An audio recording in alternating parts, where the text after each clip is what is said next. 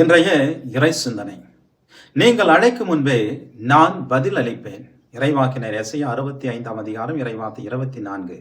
அன்பர்களே, உங்கள் மனதில் சில கவலைகள் இருக்கலாம், நிறைவேறாத கனவுகளும் இருக்கலாம், மாற்ற தேவைப்படும் சூழ்நிலைகளும் இருக்கலாம்.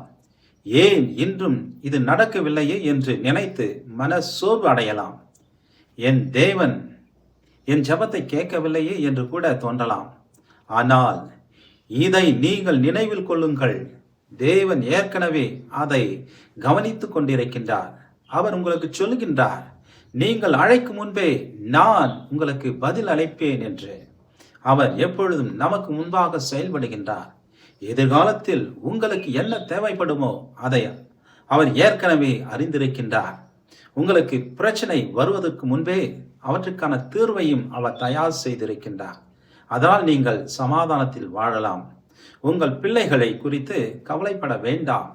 உங்கள் உடல்நலம் குறித்து பயப்பட வேண்டாம். உங்கள் பொருளாதாரம் குறித்து இரவில் தூக்கமின்றி வாழ வேண்டாம்.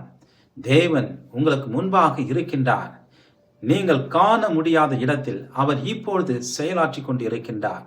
தேவன் நீங்கள் கவலைப்படும் எல்லாவற்றையும் கவனித்துக் கொண்டு இருக்கின்றார்.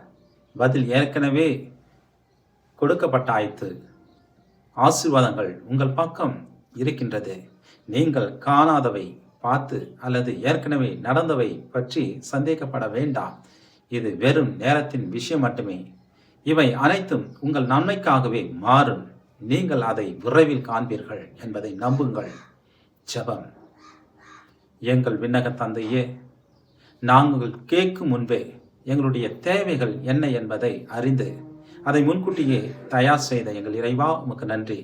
எங்கள் வாழ்க்கையில் வரும்படி நீ ஏற்படுத்திய மனிதர்கள், கிருபை, ஆசீர்வாதம் ஆகியவற்றுக்காக உமக்கு நன்றி கூறுகின்றோம். இப்பொழுதே எங்கள் ஜெபங்களுக்காக பதில் அளித்து கொண்டு இருக்கின்றேன் என்பதை நம்பி எங்கள் ஆண்டவர் இயேசு கிறிஸ்து நாமத்தில் சமாதானத்தோடு ஜெபிக்கின்றோம். ஜெபம் கேளும் எங்கள் நல்ல பிதாவே, ஆமென். எல்லாம் வல்ல அன்பிறைவன், தந்தை, மகன், தூய ஆவியார் உங்களை ஆசீர்வதிப்பாராக.